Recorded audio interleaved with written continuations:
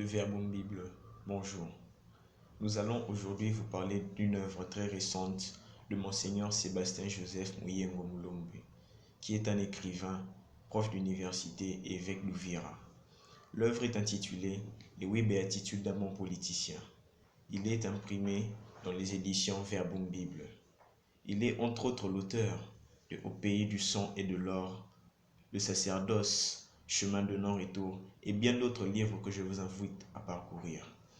Nous sommes heureux de partager avec ceux qui viennent de recevoir le mandat du peuple les quelques vérités que nous avons trouvées dedans. La première béatitude dit « Heureux le politicien qui a une haute idée et une profonde conscience de son rôle ». À considérer le nombre de compatriotes qui se sont présentés à l'élection de cette année.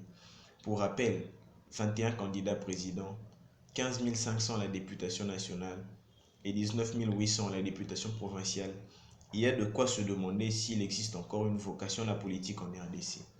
Apparemment, il n'y a plus qu'une seule vocation, la politique. Qu'en pensez-vous? Oui, la politique, c'est ce qui semble intéresser parce qu'elle paye. Tout le monde et tous les rangs sociaux, tous les métiers confondus, veut être politicien. Et pourtant, on ne se l'improvise pas. La politique, c'est une vocation. On est donc appelé, on doit avoir un projet pour sa nation, pour son peuple. Malheureusement, tout le monde s'est rué là-dessus sans rien apporter pour ce peuple. La deuxième béatitude dit « Heureux le politicien dont la personne reflète la crédibilité ». Pour viser le progrès d'un pays, il faut des dirigeants crédibles qui ont la confiance du peuple. D'où la nécessité d'élections libres, transparentes, inclusives et crédibles. C'est une nécessité et une exigence de la morale politique. Et les signes de la crédibilité sont la sobriété, l'esprit de paix, le souci de la promotion des autres et de la probité morale. La troisième béatitude affirme « Heureux le politicien qui travaille pour le peuple et non pour son propre intérêt ». Le but de la politique comme du politicien, c'est la bonne gestion de la res publica. Donc, le politique doit travailler pour la promotion des autres, pas d'abord la sienne. Et de cette façon-là, il peut promouvoir pas d'abord lui-même, mais les autres. Pas d'abord se servir, mais servir aussi les autres.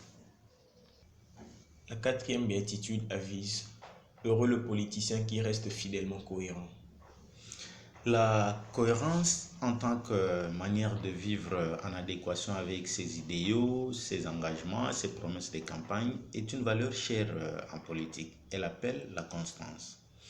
Le politicien ne doit pas être un caméléon, c'est-à-dire il dit oui le matin et son oui devient le non le soir, simplement parce qu'il défend une certaine position politique et ça, c'est pas acceptable. La cinquième béatitude atteste « Heureux le politicien qui réalise l'unité ». L'unité du peuple comme de la nation doit être le mot d'ordre du politicien. Un politicien qui divise n'en est pas un.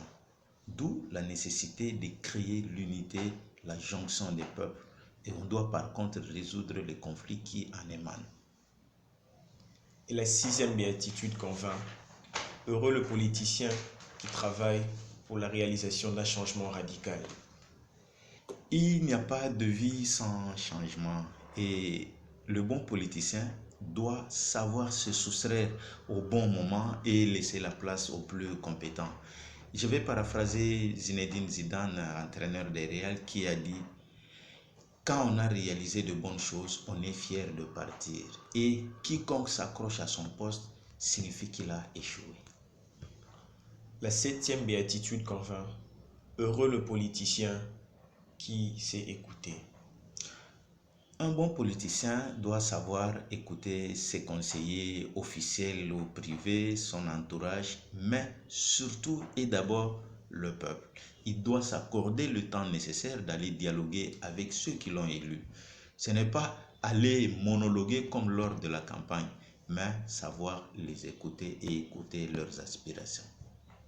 Et la 8e béatitude conclut « Heureux le politicien qui n'a pas peur ».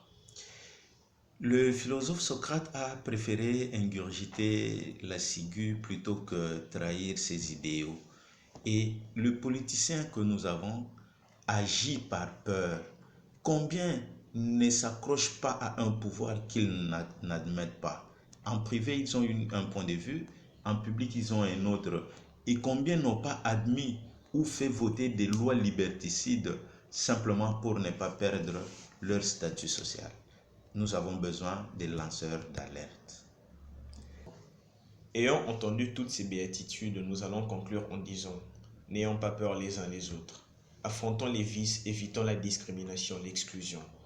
La paix durable est une conversion quotidienne du cœur et de l'âme qui s'opère à 3 niveaux. Primo, la paix avec soi-même. Segundo, la paix avec les autres. Et tertio, la paix avec la création. Je vous remercie.